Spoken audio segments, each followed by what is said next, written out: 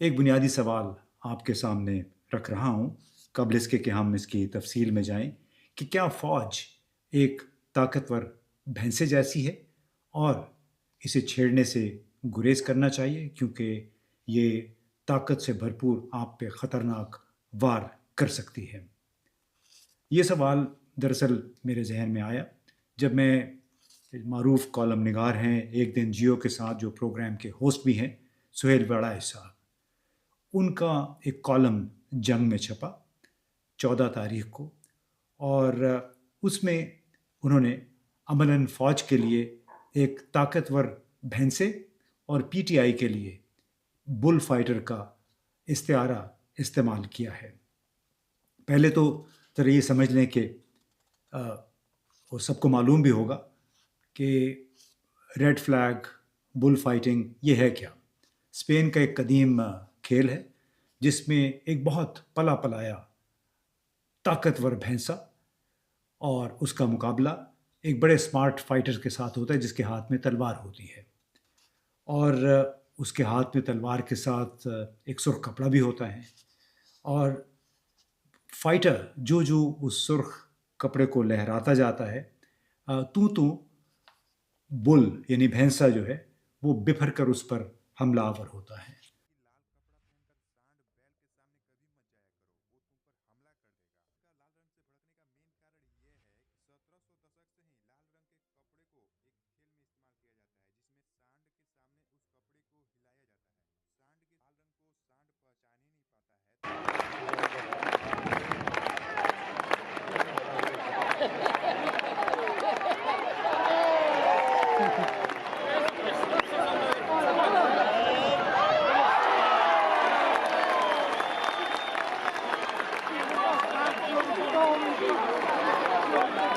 Motorada sem para aí.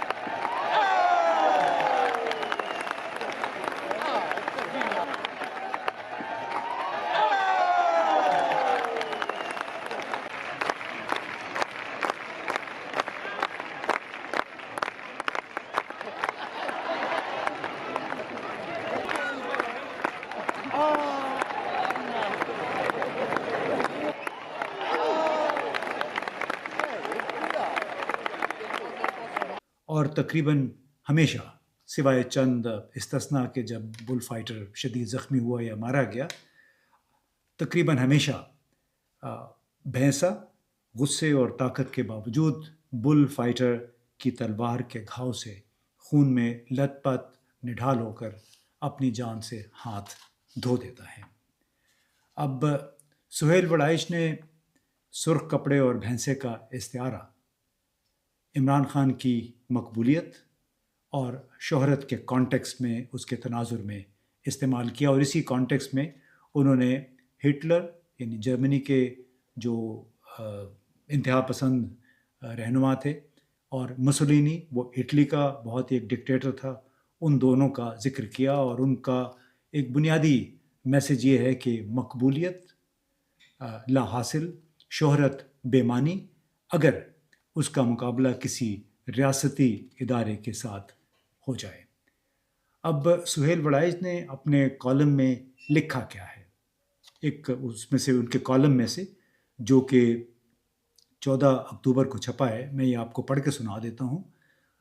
Suhail Waraich कहते हैं कि ये तय है कि पीटीआई 9 मई 2023 के बाद से एहतजाज की जिस रविश पर चल रही है उसका तारीख़ में अंजाम अच्छा नहीं होगा। हो सकता है कि तहरीक इंसाफ वाकई अवामी ताकत से कोई इनकलाब ले आए, लेकिन अगर ऐसा ना हुआ तो फिर पीटीआई को इसके नताइज भुगतना पड़ेंगे। سہیل وڑائچ کہتے ہیں کہ میری ذاتی رائے میں تو پی ٹی آئی سے نرمی کا سلوک ہونا چاہیے، بانی پی ٹی آئی کو رعایتیں ملنی چاہیے، باوجود اس کی جارحانہ پالیسیوں کے۔ ریاست کو اس کے ساتھ مشفقانہ سلوک کرنا چاہیے، مگر ریاست اور طاقت کی سوچ میری طرح کی نہیں ہوتی۔ طاقت کے بھینسے کو اگر بار بار تشدد کا سرخ کپڑا دکھائیں تو وہ بھڑک کر حملہ کرتا ہے۔ کاش ایسا نہ ہو۔ تاریخ کا لکھا مگر روز روشن کی طرح واضح ہوتا ہے۔ تحریک انصاف کے پالیسی ساز دیوار پر لکھی ہوئی تحریر کو کیوں نہیں پڑھتے؟ کیوں طاقت کے بھینسے کو بار بار سرخ کپڑا دکھا رہے ہیں؟ سیاسی جماعتیں اس قابل نہیں ہوتیں کہ ریاست کا حملہ برداشت کر سکیں۔ شہرت بڑی چیز ہے مگر طاقت کے مقابلے میں اس کا جینا مشکل ہوتا ہے۔ تو یہ سہیل وڑائچ کے کالم کا لب لباب تھا، اور معلوم نہیں انہوں نے یہ استعارہ پاکستان کی مسلح افواج کو مسلسل تصادم کے نتائج سے ڈرانے کے لیے استعمال کیا، کیونکہ بھینسا تو بالآخر بل فائٹر کی تلوار اور اس کے داو پیچ کے سامنے بے بس ہو جاتا ہے، جہاں سے ہاتھ دھو دیتا ہے۔ یا پھر یہ استعارہ عمران خان اور پی ٹی آئی کو خوفزدہ کرنے اور اسے تمام ریاستی پابندیوں، جبر، پٹ اور زیادتیوں کے باوجود مصلحت کا راستہ اختیار کرنے کی ایک ہدایت کے طور پہ استعمال کیا کہ وہ ریاستی اداروں سے نہ ٹکرائیں، کیونکہ ریاستی ادارے ایک طاقتور بھینسے کی طرح ہوتے ہیں۔ جذبات میں شاید سہیل وڑائچ جو ہیں وہ نہ ادھر نہ ادھر والا ایک روش انہوں نے اختیار کی، یعنی دونوں طرف کی بات کرتے ہوئے سلپ ہو گئے، شاید استعارہ غلط استعمال کر گئے، یا واقعتاً وہ فوج کو خبردار کر رہے ہیں کہ بل فائٹنگ کے بھینسے کی طرح بپھرنے، غصہ کرنے کی بجائے صبر و تحمل سے کام لیں، کیونکہ ریاستی ادارے تو بنیادی طور پہ ماں باپ کی طرح ہوتے ہیں اپنے شہریوں کے لیے۔ وہ شہری چاہے سابق وزیر اعظم ہو، موجودہ وزیر اعظم ہو، آرمی چیف ہو یا چیف جسٹس ہو، کوئی بھی ہو۔ اب اللہ نہ کرے کہ ہماری فوج کا حال بل فائٹنگ کے بھینسے جیسا ہو۔ یہ فوج سب کی فوج ہے، سب کو عزیز ہے، پاکستان کی سرحدوں کی محافظ ہے، مگر پی ٹی آئی یا عمران خان کو اس بھینسے سے ڈرانا اور اس کے خوف سے اپنی جو جائز ایک جد و جہد ہے اس کو چھوڑنے کی تلقین بنیادی طور پہ سیاسی جد و جہد کے تصور کو جھٹلانے کے مترادف ہے۔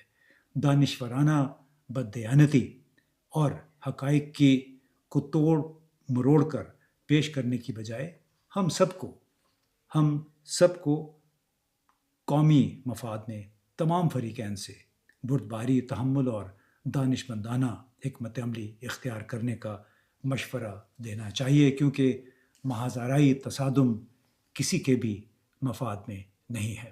بہت بہت شکریہ۔